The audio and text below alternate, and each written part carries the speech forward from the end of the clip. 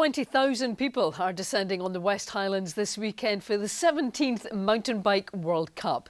The event attracts elite riders from across the globe and has generated almost £40 million for the Scottish economy since it started in 2002. And there for us now is our reporter Nicola McCally. Nicola.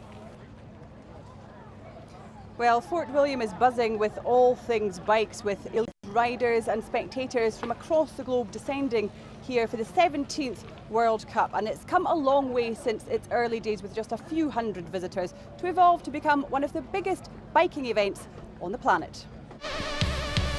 Hey girls, beat boys, superstar DJs, here we go! Hey girls. Fast and furious, the world's top mountain bikers getting in practice ahead of this weekend's Downhill World Cup.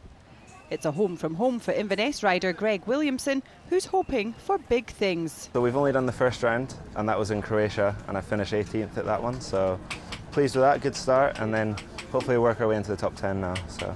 Competition is stiff with 250 elite riders from 25 countries. This track is really known for being long, rough, and real hard on the legs and arms. You're really holding on the whole way, so it's a classic as well. It's been on the circuit for years, and it's one everyone looks forward to. It's an awesome track. Good to come back here. Probably one of the biggest crowds you get in the circuit, which is always good.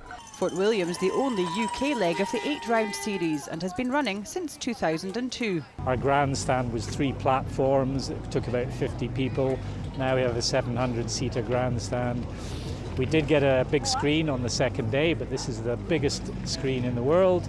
And the numbers, I think in the first year we had about 4,000 to 5,000 people over the weekend, which was fantastic. And now each day we're getting 9,500 to 11,000 people over the weekend each day. With an estimated 20,000 spectators expected over the weekend, business is booming in the West Highland town. From all over the world. We're very busy. It's a really busy weekend. We especially get hit in the mornings when people are just heading up the hill for breakfast, and then when they're coming back down in the afternoon and evening into our bar.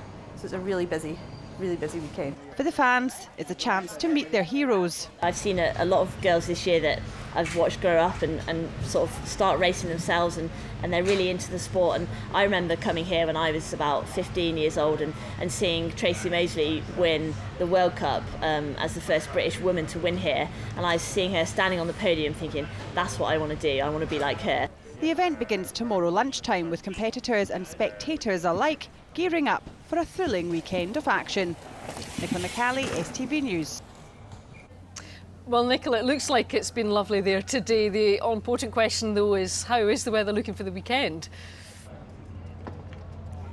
Well, Andrea, it has been absolutely glorious here today, but the clouds are starting to close in now, and we could see some rain that has been forecast, maybe even some thunder.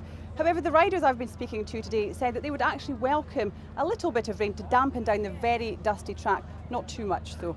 And whatever happens, I'm sure that they'll all continue to be in high spirits here on Alnwick Moor. I bet, Nicola. Thanks very much for that.